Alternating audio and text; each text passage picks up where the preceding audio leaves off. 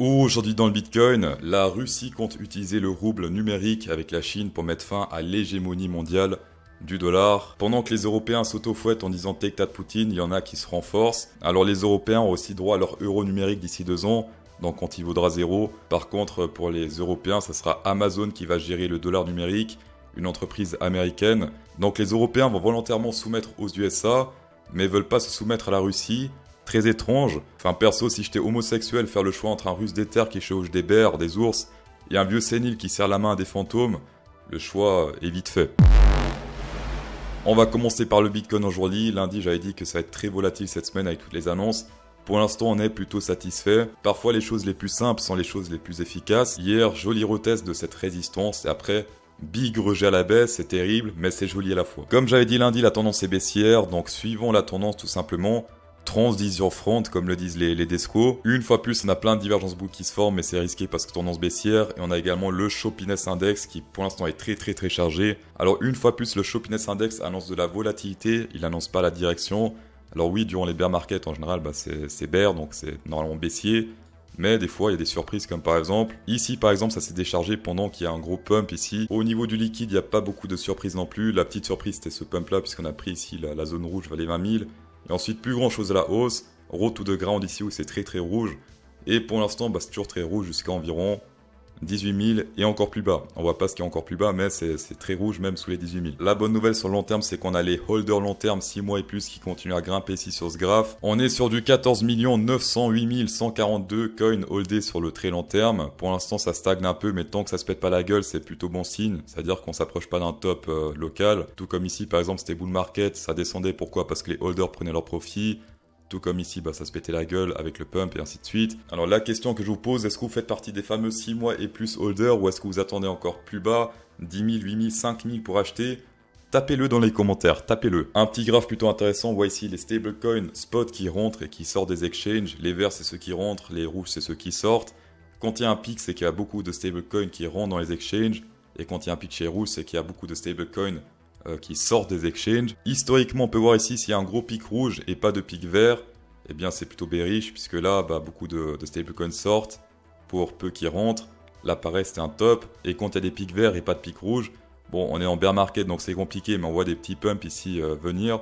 Donc c'est plutôt bullish sur le moyen terme. Et le 27 septembre, donc c'était hier, on a eu un petit pic vert ici sans pic rouge. Donc c'est censé être bullish sur le moyen terme dans les quelques jours qui vont suivre. En 4 hour candle, on a le triangle breakout. Alors normalement je traite pas ça, je dis plein de fois en vidéo. Mais là on dirait que il y a quelque chose qui s'est passé, on va voir le résultat. On prend la hauteur du truc, plus ou moins comme ça. On met sur le breakout, ici. Donc la target n'a pas été atteinte, mais presque. Donc là on peut fermer un œil, on peut dire ouais, vu que ça fonctionne jamais, autant dire que là, ça a fonctionné. Voilà, on va être optimiste. Bravo à tous les triangle traders, en tout cas là, c'est... Ouais, bon, sauf ceux qui n'ont pas pris leur profit, qui maintenant se retrouvent en perte, mais bravo à vous. Chose que j'ai pas dit avant, mais en semaine-lit, très attention, puisqu'ici, j'avais dit que ce niveau deviendra une très grosse résistance. Le niveau de l'ATH précédent, on a pété au-dessus avec une tige. La tige, ça compte pas. Comme d'hab, il peut monter à 28 000 avec une tige. Tant qu'il clôture pas au-dessus, c'est bearish. Et là, pour l'instant, on est de nouveau sous cette grosse résistance. Donc ça, semaine-lit, ne pas prendre à la légère, puisque semaine-lit est plus fort que le jour-lit, qui est plus fort que le 4 heures, et ainsi de suite. Sur Binance, le mur des 18K est toujours opaque, toujours intact, puisqu'ici, on l'a toujours pas retest, on se fait toujours rejeter pile poil avant. Quand on s'approche, c'est de un jaune, donc il y a plus d'ordres qui s'ajoutent. Quand on s'éloigne, ça part un peu. Je vous rappelle que plus c'est jaune, plus il y a de boules, plus il y a d'acheteurs, et plus c'est noir, moins il y a d'acheteurs, que ce soit en haut ou en bas du graphe. Si c'est au-dessus, c'est des bears, si c'est en dessous, c'est des boules. Sur le court terme, ce low point d'intérêt, est-ce qu'on a pu anticiper ce crash? Un peu moyen, on va dire, puisqu'ici, jusqu'à là, ça montait avec le prix, donc c'était plutôt bon. Mais à partir de cette bougie-là, c'était terminé. Ça faisait que descendre, pendant que là, ça continue à monter. Donc les gens qui ont acheté ici, c'était pas très malin, parce que là, clairement, ça descendait. Par contre, ceux qui ont acheté ici, en effet, pas de chance, puisque là, ça a monté avec l'open interest, donc jusqu'à là, c'était cohérent. Mais à partir de là, c'était déjà les prises de profit. Alors les long shorts, ça s'est bien équilibré hier, puis en quelques heures après, hop, on repasse sur du 74% de long, alors que ça se pète bien la gueule. C'est-à-dire qu'il y a de nouveau pas mal de boules à sélectionner par la nature. Ici, j'avoue, ça c'était méchant parce que souvent, quand ça se croise, c'est-à-dire qu'il y a des bears qui sont piégés.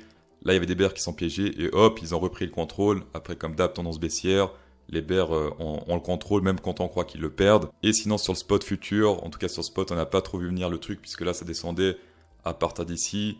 ce qui correspond plus ou moins avec le crash qu'on a eu hier. Donc ici pas de prédiction spot future, c'était un crash très bien camouflé selon moi pour une fois. Aujourd'hui on va parler de Winkiverse, c'est le premier métaverse gaming et éducatif. C'est soutenu par des investisseurs de premier plan et des conseillers Web3 tels que Sébastien Borget, cofondateur de Sandbox, donc des très gros, et Nicolas Gillot, cofondateur de Ultra, coin qui a beaucoup pump durant le bull market précédent. Quels sont les avantages de posséder un Lens? Dans le Winkiverse, la possession de terre, qu'il s'agisse de catégories de terre standard ou légendaire, offre aux utilisateurs des nombreuses possibilités. Own to Earn, qui permet de générer des revenus passifs via la collecte, le raffinage et les taxes d'artisanat. Ça vous permet de générer un profit fixe en revendant vos terres à un prix plus élevé. Ça vous permet d'héberger et de monétiser les expériences de contenu généré par des utilisateurs ou du contenu éducatif de votre choix, y compris vos propres créations. Ça vous donne la possibilité de construire des structures économiques auxquelles vous voulez accéder facilement pour vous ou les visiteurs. Ça vous permet également de personnaliser et décorer vos terrains et également de construire une maison. Vous serez plus un clodo. L'accès au land se fera en priorité à ceux qui possèdent un NFT Winkibot via une private sale.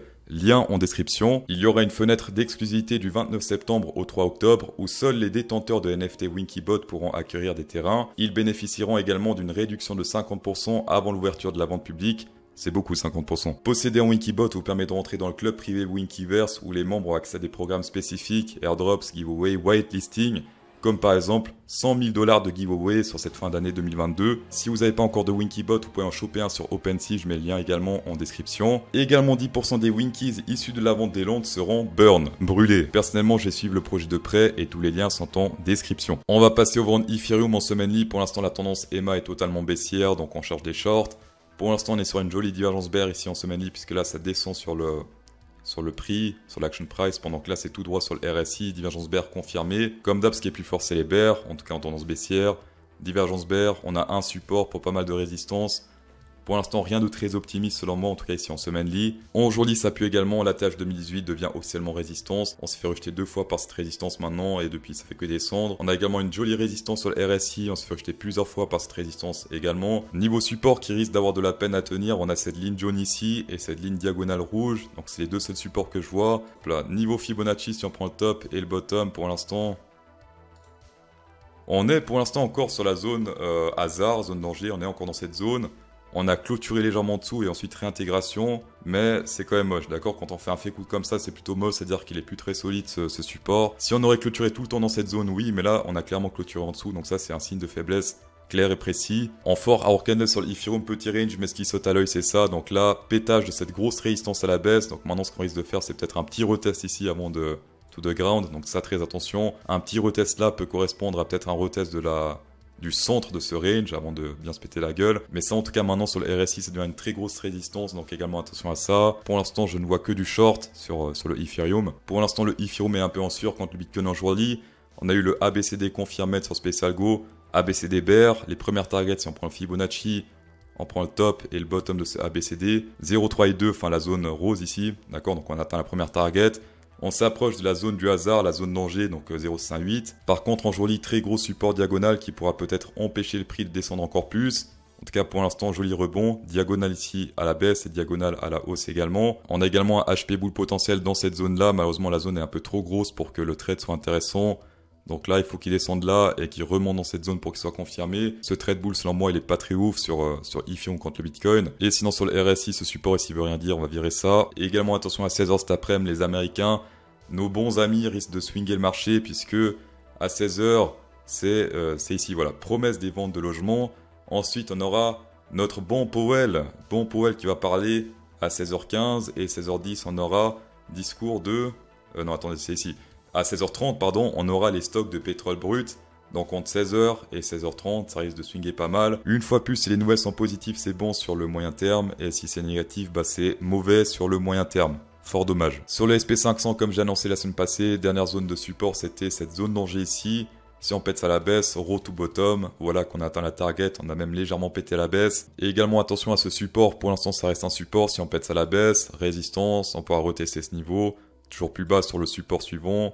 Et ça risque de faire des trucs pas très beaux. Dans tous les cas, merci d'avoir checké cette vidéo, c'est toujours un plaisir. Spécial Go 10% de rabais avec Crypto Sauce 10, tapez dedans. Insérez un pouce bleu dans cette vidéo pour incrémenter encore plus le plaisir. Et bonne soirée.